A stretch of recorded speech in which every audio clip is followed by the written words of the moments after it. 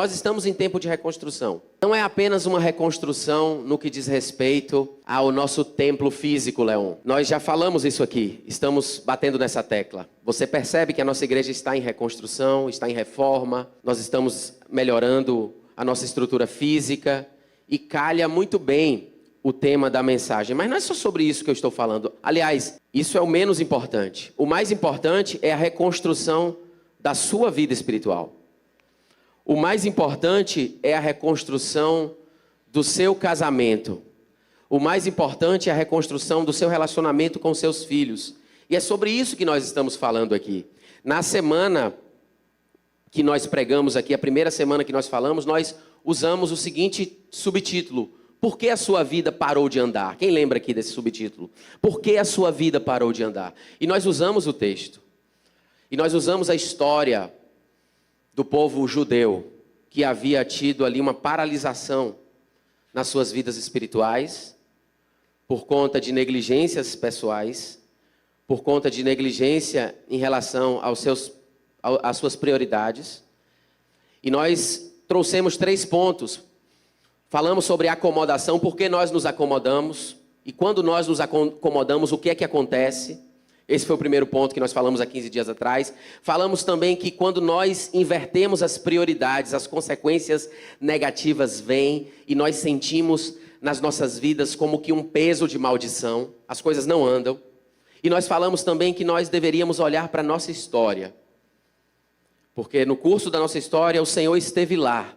Todo mundo que está aqui me assistindo, me vendo nessa noite, teve alguma experiência passada, talvez uma grande experiência no passado com o Senhor, para que estivesse aqui. E nós encorajamos você há 15 dias atrás a olhar para a sua história, para ver o quanto Deus interviu na sua história, o quanto Deus te abençoou, o quanto Deus esteve presente, quantos testemunhos nós temos, e olharmos que sem Deus nós ficamos improdutivos. Foi isso que nós falamos na nossa primeira mensagem. E hoje eu queria trazer o seguinte tema, vou colocar aí na tela o tema dessa noite, para que você possa já se familiarizar e se ambientar. Pode passar o slide. O tema de hoje é como romper o ciclo do atraso e da frustração.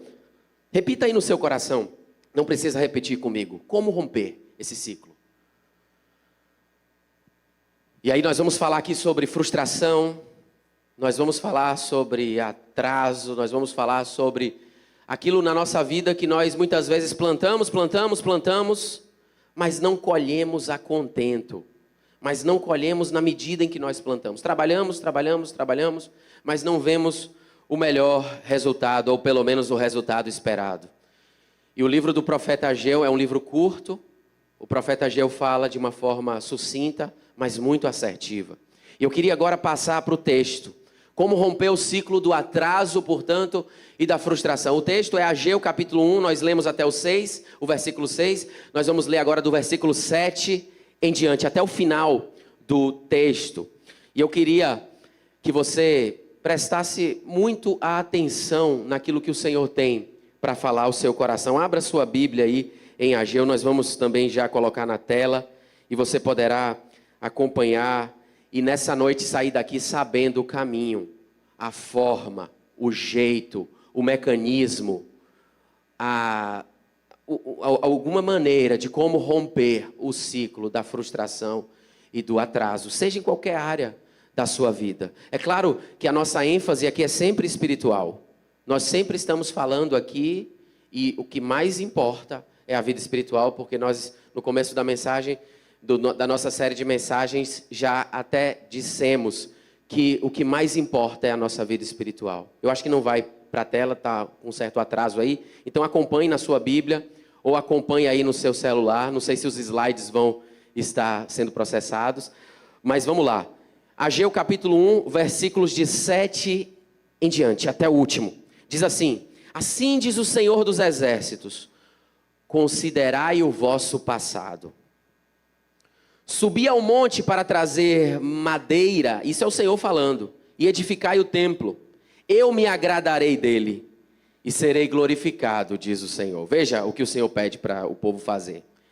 Procurar madeira, algo muito específico. Esperastes muito, mas veio pouco. E esse pouco, quando o levastes para casa, eu o dissipei com um sopro. Por que motivo, diz o Senhor dos Exércitos? Porque o meu templo está em ruínas, ao passo que cada um de vós cuida da sua própria casa. Por isso os céus retiveram o orvalho e a terra reteve os seus frutos por vossa causa. Mandei vir a seca sobre a terra, sobre as colinas, sobre o trigo, sobre o vinho novo, sobre o azeite e sobre tudo que a terra produz. Também sobre os homens e os animais e sobre todo o seu trabalho. Então Zorobabel, filho de Sealtiel, o sumo sacerdote, Josué, filho de Jeozadaque, com todo o restante do povo, obedeceram à voz do Senhor. Repita comigo, obedeceram. Obedeceram à voz do Senhor, seu Deus, e às palavras do profeta Ageu, a quem o Senhor, seu Deus, havia enviado. E o povo temeu o Senhor. Que maravilha. Então Ageu, o mensageiro do Senhor, trouxe ao povo esta mensagem do Senhor. Eu estou convosco, diz o Senhor. Então o Senhor deu ânimo ao governador de Judá, Zorobabel, filho de Sealtiel, e ao sumo sacerdote Josué, filho de Jeozadaque, e a todo o restante do povo. E eles foram e começaram, repita comigo, começaram a trabalhar no templo do Senhor dos exércitos, seu Deus, no 24º dia do 6º mês. Pai, muito obrigado, Senhor Deus, por esse momento que nós temos aqui, pela Tua palavra, que é boa, perfeita e agradável, nos direciona, fala com a gente nessa noite, que nós sejamos edificados por ela, em nome de Jesus. Amém. Meus irmãos, eu quero te perguntar nessa noite se você já teve a sensação de estar se esforçando muito, mas não vendo os resultados, ou um resultado pelo menos compatível. Eu compartilhei com você há 15 dias atrás a respeito de um tempo. Meu primo Gabriel está aqui, minha prima Lori também nos visitando nessa noite, sabe um pouco desse contexto, dessa história. Um pouquinho, né? Porque só quem vive sabe realmente. E eu passei cerca de 10 anos, você se lembra, estudando para um mesmo concurso público. Estudava, cheguei a estudar 11 horas líquidas por dia, eu falei com vocês aqui. Estudava muito tempo, perdia o meu tempo, gastava o meu tempo. Eu achava que eu estava produzindo, tendo resultado ali com aqueles estudos, mas o resultado não chegou. O resultado não veio. E qual é a sensação que aparecia ou se manifestava no meu coração? Era a sensação de frustração. Era a sensação de atraso de vida. Cada ano que passava eu me sentia mais atrasado e eu via os outros sendo aprovados. E eu me sentia mais atrasado. Porque esse é um concurso que você acaba conhecendo muita gente, faz ali um network, cria ali uma certa comunidade para essa área específica. Mas nós podemos ampliar isso para as mais diversas áreas da nossa vida. Por exemplo, no trabalho. Talvez você aqui trabalhe e seja um profissional liberal, ou você é um funcionário, ou você é um empreendedor, ou você é um funcionário público. Aí para o funcionário público, talvez isso não valha tanto assim, principalmente aqui no Brasil. A irmã Rosa está aqui me olhando. No trabalho, você trabalha o mês inteiro, mas quando o dinheiro entra, aí você não vê aquele resultado que você esperava, ou pelo menos o resultado compatível com o seu esforço. Era para você estar milionário pelo seu trabalho. Era para você estar muito bem de vida, muito melhor do que o que você está, certamente, porque você trabalha muito.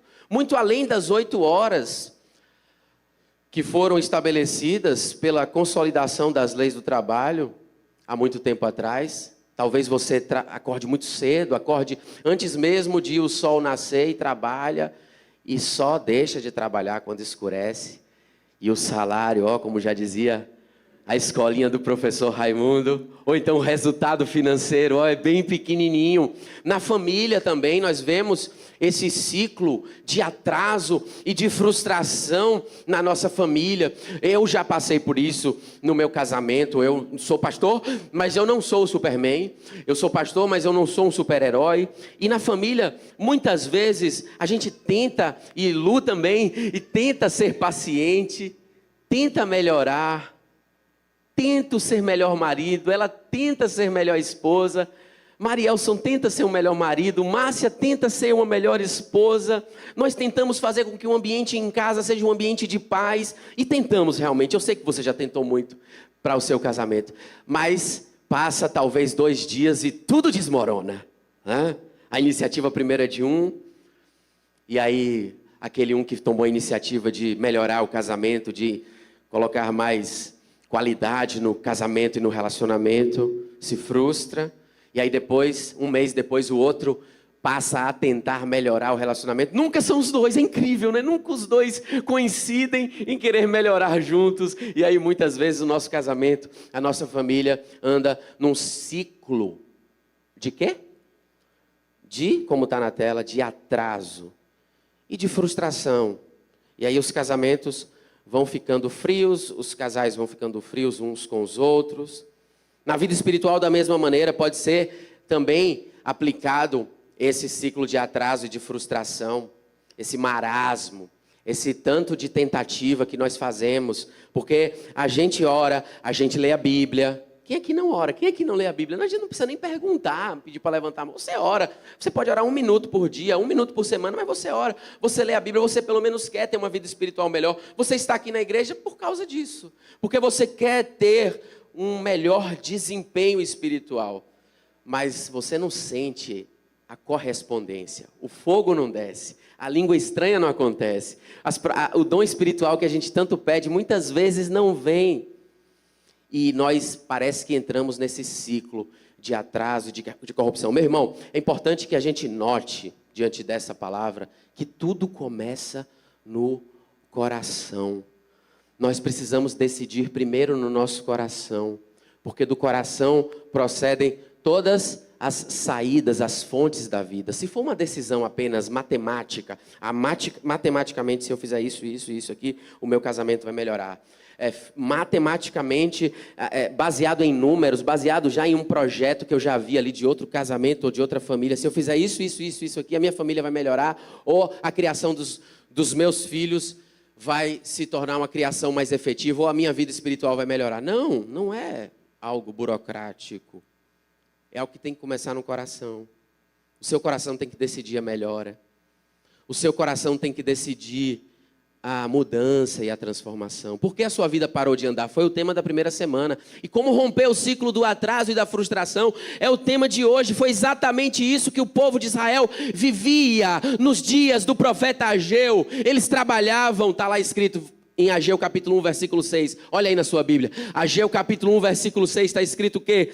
Semeastes muito e recolhestes pouco. Comeis, mas não vos fartais, bebeis, mas não vos saciais, vestivos, mas ninguém se aquece, e o que recebe salário parece que coloca num bolso furado.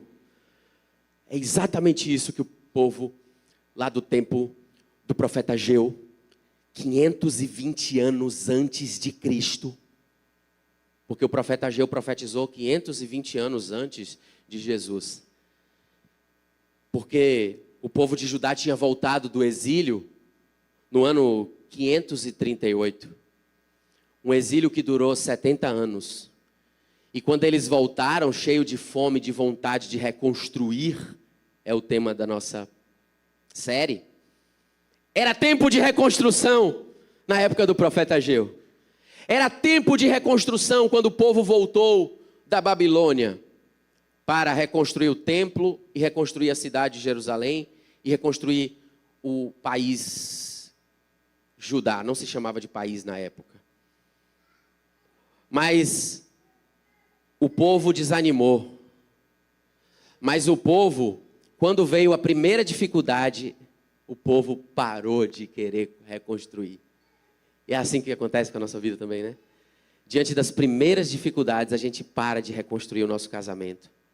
Diante das primeiras dificuldades, a gente para de reconstruir a nossa vida espiritual. Eu não consigo orar todos os dias mesmo, então vou chutar o pau da barraca e vou esquecer de orar todos os dias. Não dá para mim. Isso aí é para a irmã do coque. Isso aí é para a profeta e para o profeta do fogo. Não é para mim essa vida espiritual. É para você sim. Diante das primeiras dificuldades, resista e rompa esse ciclo de atraso e de frustração. Porque é um ciclo, irmãos, ele fica rodando. É como o povo de Israel ali no deserto. O povo ficava rodando, estava tão perto a terra prometida, mas eles não chegavam, porque eles estavam num ciclo de atraso e de frustração. E aí o primeiro grupo de judeus retornou a Jerusalém, liderado por Zorobabel, Zorobabel governador, Josué sumo sacerdote.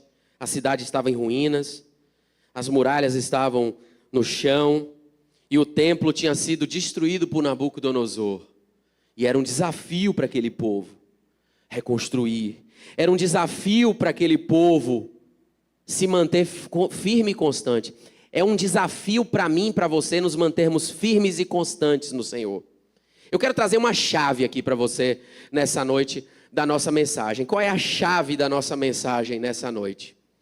Eu já falei o tema é o que está aí na tela. Mas a chave é que há uma fundamentação bíblica muito clara para afirmar que a negligência com as coisas de Deus, preste atenção, a gente pode afirmar muito claramente que a negligência com as coisas de Deus pode gerar estagnação, atraso e frustração. Repita comigo. A negligência com as coisas de Deus pode gerar estagnação, atraso e frustração.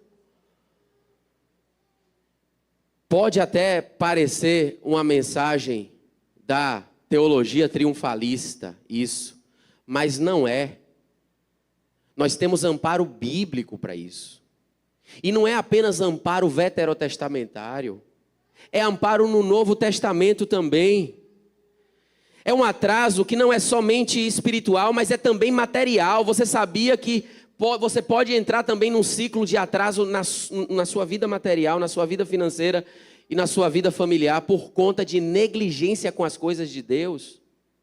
E aí entra nesse ciclo de frustração e de improdutividade. Há uma fundamentação bíblica que eu queria que Samuel me ajudasse nisso aí, passando os slides para que nós pudéssemos ver quais são as fundamentações bíblicas no Novo Testamento e no Antigo Testamento. Mateus capítulo 6, versículo 33, vamos passar o slide aí. Mateus capítulo 6, versículo 33 diz: buscai em primeiro lugar o reino de Deus. Está escrito assim. Essa é uma espécie de condicional. Se nós colocamos os interesses de Deus em primeiro lugar na nossa vida, não sou eu que estou dizendo, porque não sou eu que preguei o Sermão da Montanha. Quem pregou o Sermão da Montanha? Jesus. E Jesus disse, olha, se vocês buscarem em primeiro lugar os meus negócios, os negócios do meu pai, vai acontecer o que está em verde. Está na tela. Todas as demais coisas nos serão acrescentadas. Ou seja, nós já podemos ter aí uma fórmula, aliás, de como nós rompemos o ciclo do atraso e o ciclo da frustração. Se nós buscarmos a Deus em primeiro lugar, nós veremos as coisas andarem nas nossas vidas. Se nós buscarmos ao reino de Deus em primeiro lugar, e nós nos interessarmos primeiro pelos negócios do Pai, Ele se interessa pelos nossos também. Ele nos ajuda nos nossos negócios também. Aliás, não é isso, não é uma barganha. Eu quero deixar muito claro isso aqui, tá bom, gente? Não é barganha, não. A partir de hoje, então, eu vou começar a buscar o reino de Deus. E aí as coisas vão acontecer. Eu vou ganhar na Mega Sena. Eu vou prosperar. Eu vou começar a trabalhar e o dinheiro vai sair a partir de agora. Quando eu começo... Não é uma barganha. Porque eu falei, lembra que começa no coração? Tem que ser sincero. A busca tem que ser sincera. Mas a mente começa a clarear quando a gente busca primeiro o reino de Deus. E a gente sabe qual é o melhor propósito de Deus para as nossas vidas. E andamos de acordo com esse propósito. Talvez o propósito de sua vida seja se tornar um homem ou uma mulher milionários, ricos financeiramente. Mas você sabe se isso é a vontade de Deus para a sua vida?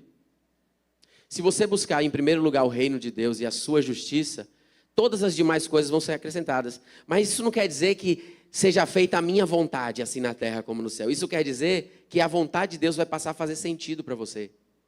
E você vai começar a enxergar o plano de Deus para a sua vida e vai querer andar nele. Pode não ser que você seja um multimilionário, um milionário ou uma milionária. O plano de Deus para a sua vida pode ser outro. Pode ser que você seja um pastor ou uma pastora.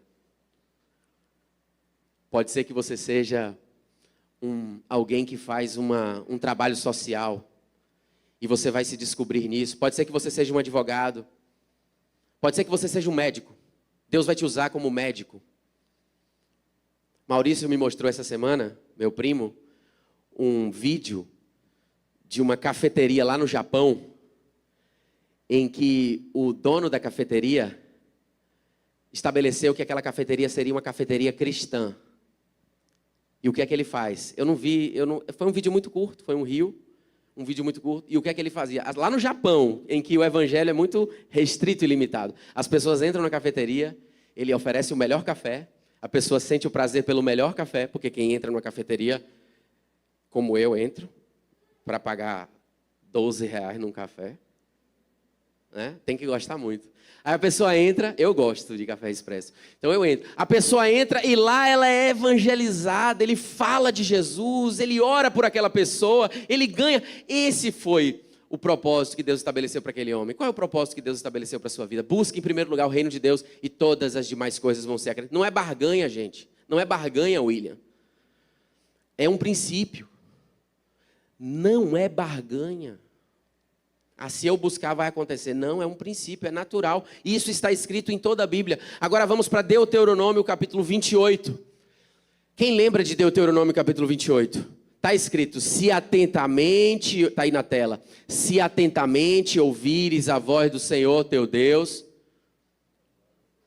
Não, primeiro diz assim, se você ouvir a voz de Deus, né? É uma coisa. Repita comigo, ouvir a voz de Deus.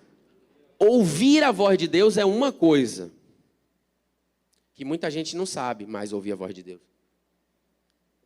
Sabe por que não sabe? Porque hoje em dia tem muitas vozes disputando com a voz de Deus. É por isso que muita gente deixou de usar o Instagram, porque o Instagram são milhares de vozes.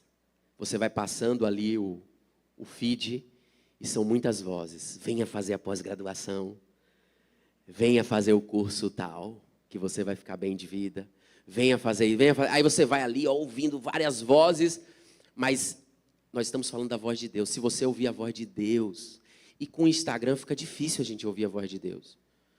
Com tantas vozes na nossa sociedade pós-moderna, fica difícil a gente ouvir a voz de Deus. Mas se você conseguir essa proeza,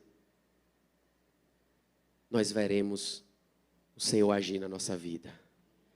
E aí entra a próxima parte de Deuteronômio 28. Se atentamente ouvir e guardar os meus mandamentos. Porque é muito fácil hoje aquela fórmula, né? Venha para a igreja e você vai receber sua bênção na igreja. Não é assim que funciona.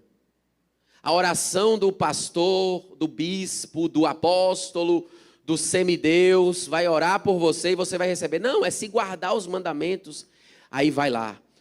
Quais são as consequências? Bendito serás em tudo. Em todas as áreas. Bendito vai ser você geograficamente na cidade e no campo. Bendito serás ao entrares e ao saíres. Bendito serás quando você colocar a mão no seu trabalho. E eu não estou falando de prosperidade financeira. Nós estamos falando aqui de Deus direcionando as nossas vidas. Mas tem que ouvir a voz de Deus. E o quê? E guardar os mandamentos. E fazer o que o Senhor manda. Tem mais. Só que Deuteronômio também traz a recomendação inversa.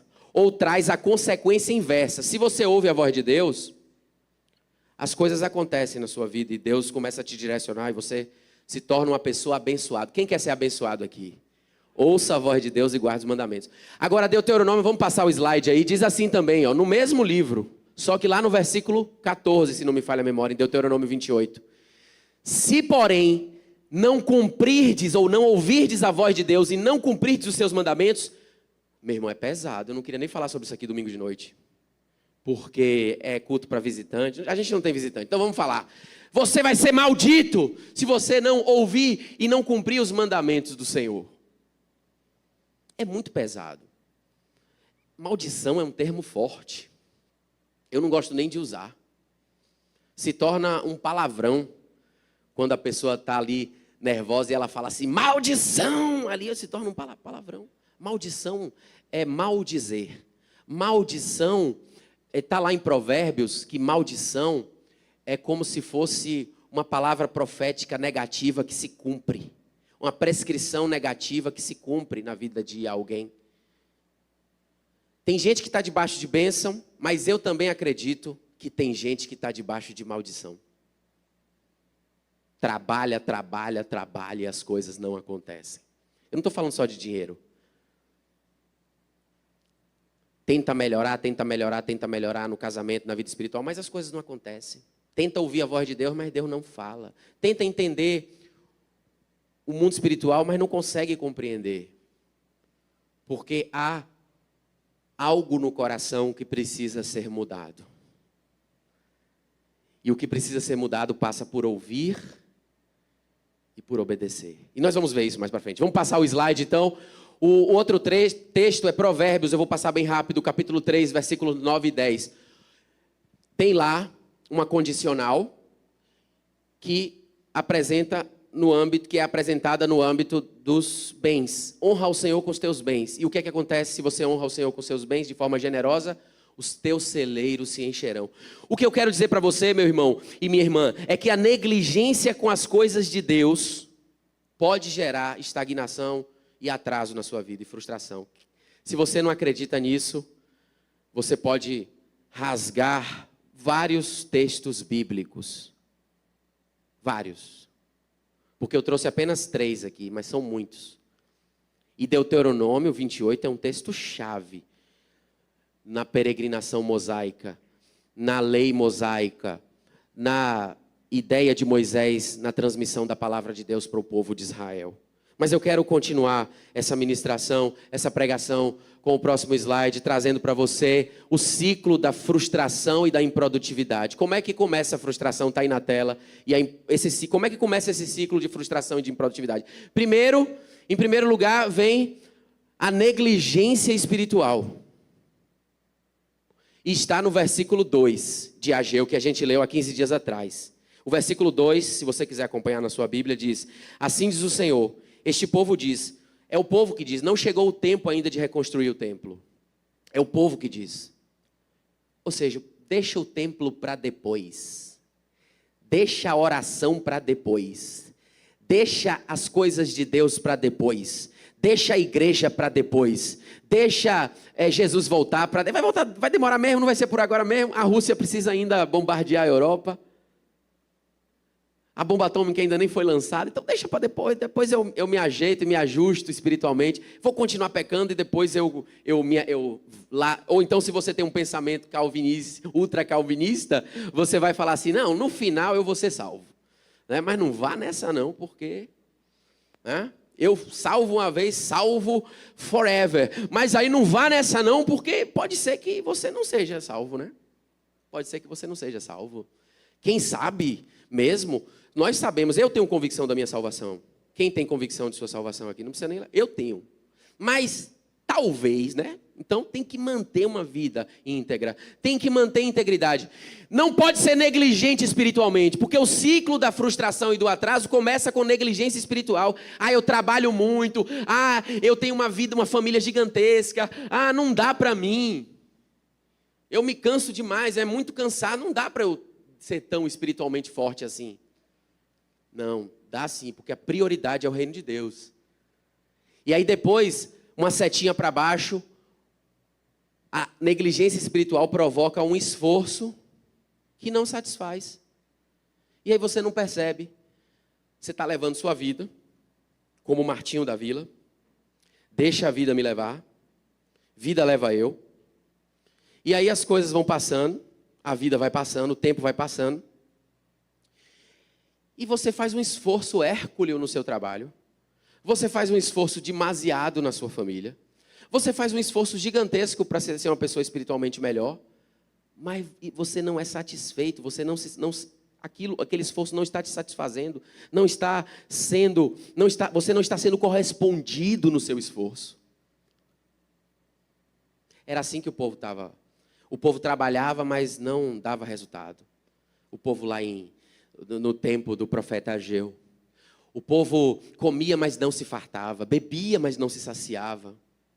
Tem alguém aqui que está se sentindo? Não precisa levantar a mão, não. De verdade, não precisa levantar a mão. Tem alguém aqui que se sente desse jeito? Empreende um esforço, mas as coisas não acontecem. E aí, a última parte, essa segunda parte do ciclo, está no versículo 6. Semeaste muito e recolheste pouco. Tem muito esforço, repita comigo, muito esforço, mas sem o resultado esperado. E por último, é um ciclo, tá? Negligência espiritual, esforço sem satisfação. E por último, uma sensação de atraso na vida. E aí volta, negligência espiritual, esforço sem satisfação e uma sensação de atraso na vida, que está escrito e descrito no versículo 9 de Ageu, capítulo 1. Esperaste muito, mas veio pouco. Há uma expectativa de muitas coisas acontecerem, mas essa expectativa não é atendida. E aí vamos passar o slide. Como quebrar este ciclo do atraso e da frustração?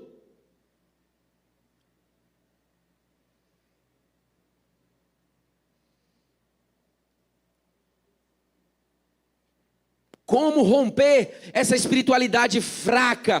Como romper essa família que não está no centro e debaixo da vontade de Deus? Como romper uma vida ministerialmente estagnada?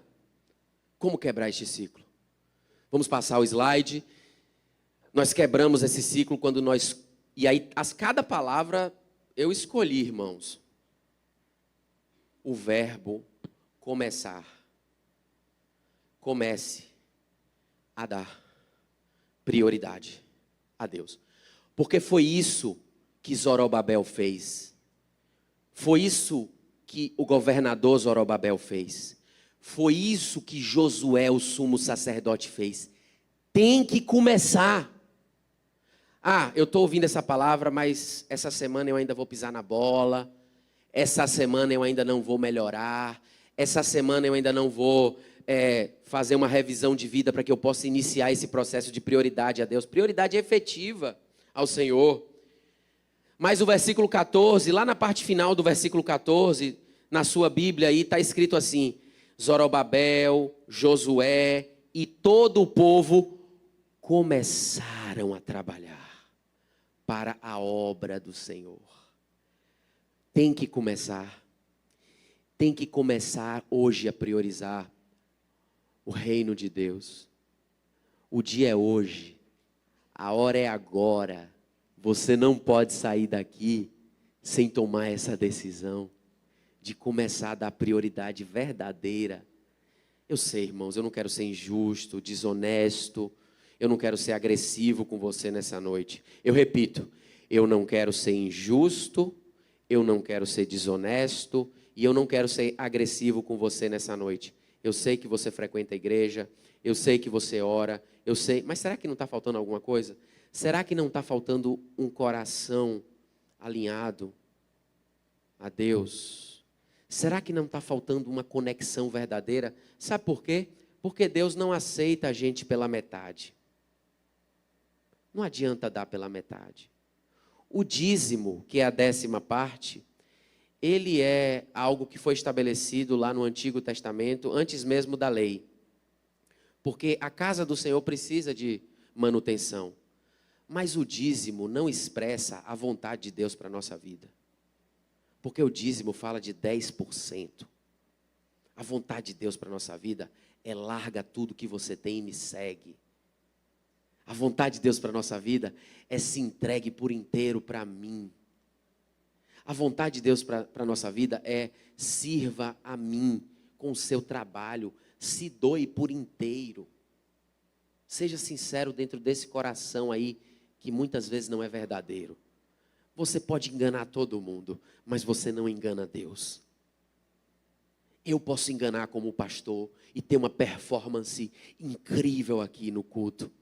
Ou a cantora pode ter uma performance maravilhosa aqui no culto. Nós podemos enganar a vocês, mas nós não enganamos a Deus. Faça uma revisão do seu coração e comece. O verbo precisa estar consolidado. Começar é hoje a dar prioridade a Deus. Vamos passar o slide? Porque foi assim que nos tempos de Ageu, ele profetizou e Zorobabel e todo o povo começou a fazer. E a glória da segunda casa foi maior do que a da primeira.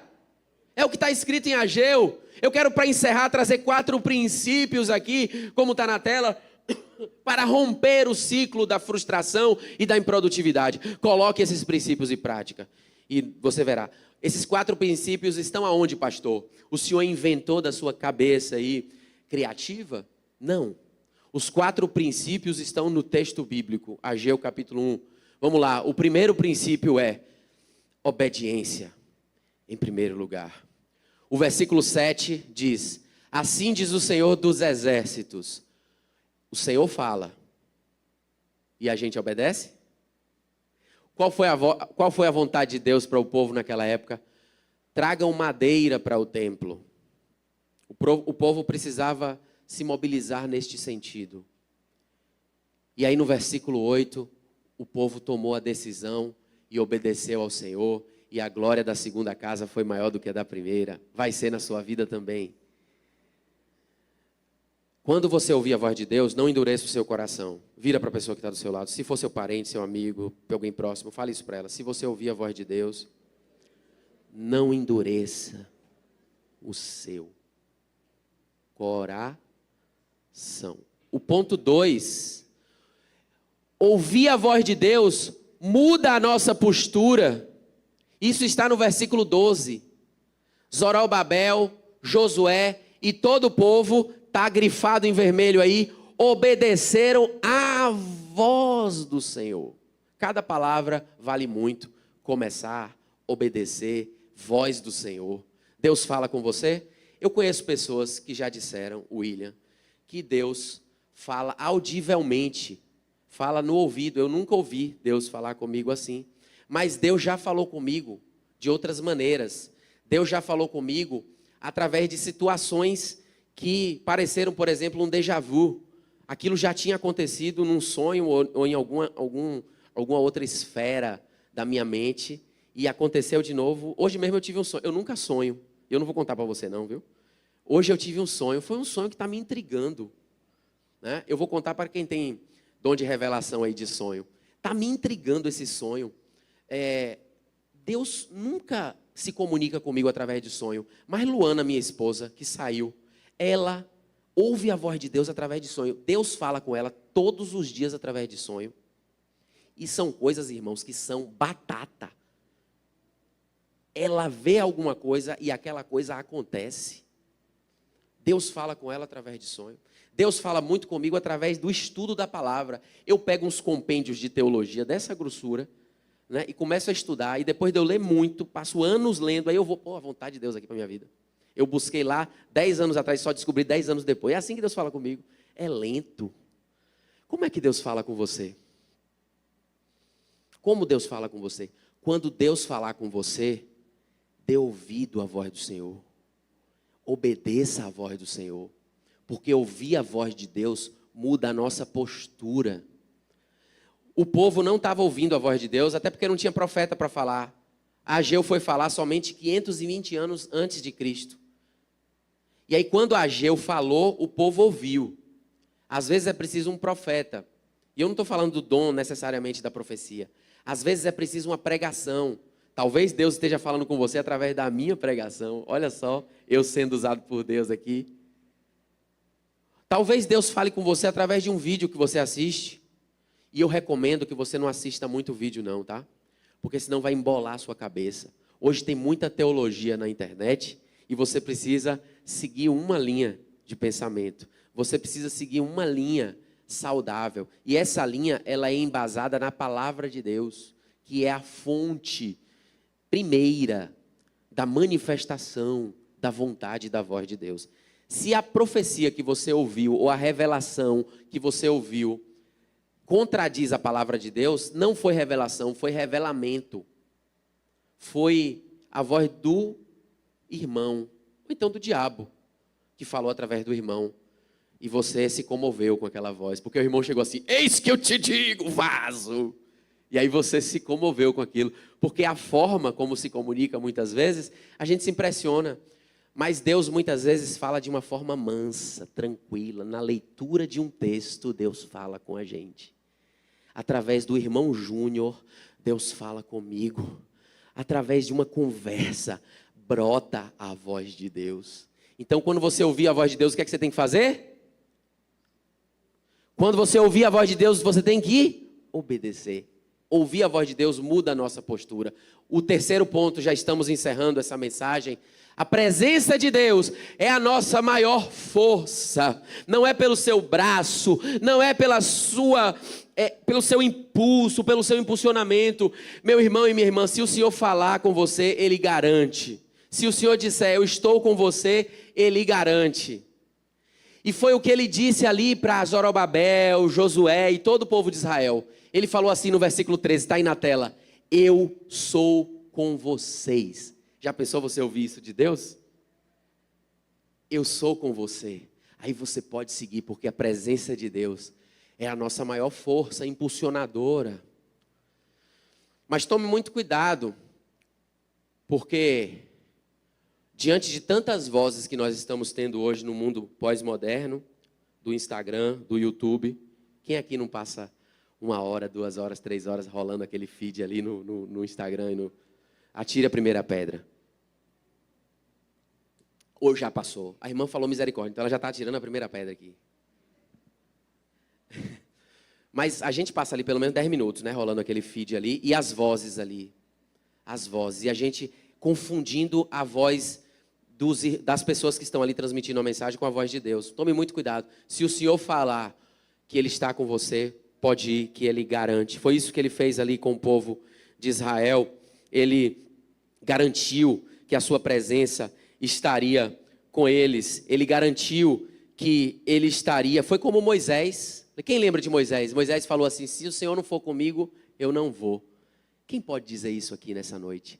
Senhor, se o Senhor não for comigo, eu não quero dar mais nenhum passo. E o último ponto, para nós encerrarmos essa longa mensagem, é o seguinte: o Espírito de Deus desperta o ânimo. Agora eu quero que você pegue sua Bíblia, versículo 14, coloque seus olhos na sua Bíblia aí, no versículo 14. É o quarto ponto, repita comigo, o Espírito de Deus. Então, no versículo 14 diz assim, o Senhor soprou ânimo ao governador de Judá, Zorobabel.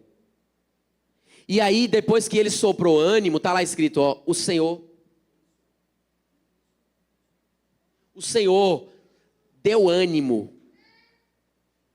E aí, quando o Senhor deu ânimo, todos começaram a trabalhar para reconstruir o templo. Não foi na força do braço deles, foi na força de Deus, foi na força do Espírito Santo de Deus. E esse é o último ponto, é o Espírito de Deus que nos dá ânimo. Então, já iniciando as minhas últimas palavras aqui nessa noite, dê vazão ao Espírito de Deus na sua vida, dê espaço ao Espírito de Deus na sua vida. Sabe qual é o termo aqui? Em hebraico, o termo em hebraico, você vê que não está escrito Espírito aqui em momento nenhum, mas há o termo ruá aqui, que é um termo que é associado ao Espírito, a palavra ruá, que é a mesma palavra que está em Gênesis capítulo 2, versículo 7, que diz que Deus soprou nas narinas de Adão e Eva fôlego de vida, e eles andaram e tiveram vida. Quando Deus soprar na sua vida, como foi cantado aqui, você vai ter ânimo. Quando o Espírito de Deus estiver te direcionando, você vai se sentir animado. Não é na força do seu braço. Fale dentro de você, não é na força do meu braço. Não é, é na força do Espírito de Deus. É a mesma expressão, a expressão ruá, que está em Juízes capítulo 6, versículo 34. O Espírito do Senhor revestiu Gideão. Quem lembra de Gideão aqui? Gideão era um homem fraco, era um homem que tinha medo. Porque imagine só, enfrentar um exército gigantesco. Mas se o Espírito de Deus estiver com a gente enfrenta o exército que foi e a gente ganha. E a gente ganha, e nós somos vitoriosos, porque não é na força do nosso braço. O problema pode ser o tamanho que for, com o Espírito de Deus, nós venceremos. Imagina só, lá no tempo de Zorobabel, de Josué, de Ageu, tudo destruído. Quem aqui já viu as imagens da faixa de Gaza? Tudo destruído. É fácil reconstruir aquilo, irmãos?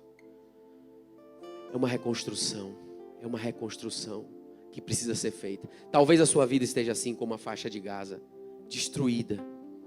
Ou alguma área da sua vida esteja assim destruída. É a mesma expressão aqui em Ageu. O Senhor despertou o Espírito. E aí, depois que Deus desperta o Espírito, eles foram lá e começaram a reconstruir o templo. Qual é a área da sua vida que você precisa reconstruir? Quando Deus despertar o Espírito dele em você, você vai conseguir reconstruir essa área da sua vida. Você vai conseguir reconstruir o seu ministério, o seu casamento, a sua vida espiritual. Busque o Espírito de Deus para que Ele possa te impulsionar neste sentido. Porque é o Espírito Santo que vivifica. É o Espírito Santo que consola e fortalece. É o Espírito Santo que capacita para o serviço. É o Espírito Santo que ensina. É o Espírito Santo que move. Foi o Espírito Santo que foi derramado na igreja ali em Atos capítulo 2. E a igreja começou a fazer a obra. E a obra que a igreja começou a fazer foi grande. Muitos milagres, sinais, prodígios, curas, conversões. Na primeira noite que Pedro pregou, 3.000 almas se converteram. Quem aqui precisa de ânimo espiritual? Não é apenas um ânimo psicológico.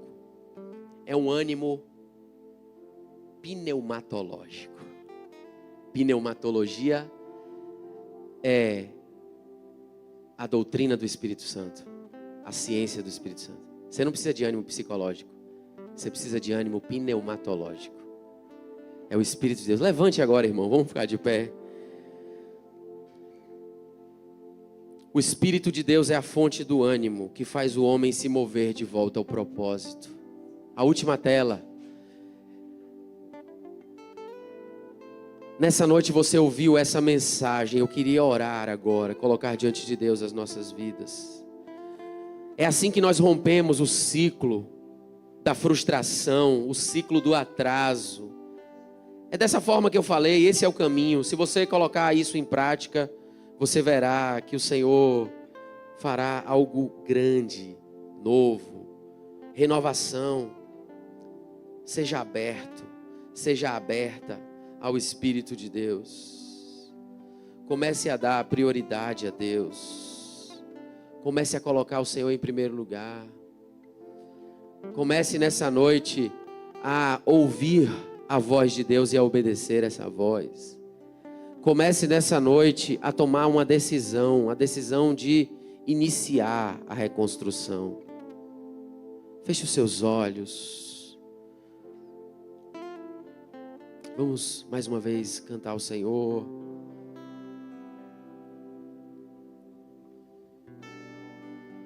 Eu vou te dar 1 minuto para você orar. Aí do seu lugar mesmo você vai orar e apresentar a área da sua vida que precisa de reconstrução.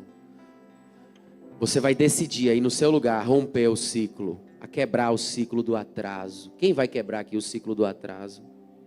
Quem vai quebrar aqui o ciclo que te impede de avançar? Faça essa oração e rompa esse ciclo hoje. Decida romper esse ciclo hoje. Assim como Zorobabel decidiu, assim como Josué decidiu, assim como o povo de Israel decidiu ali, naquele tempo, eu decido também. Eu decido nessa noite romper o ciclo da frustração e da improdutividade. Eu decido romper o ciclo do atraso. Não é mágica, é o Espírito de Deus.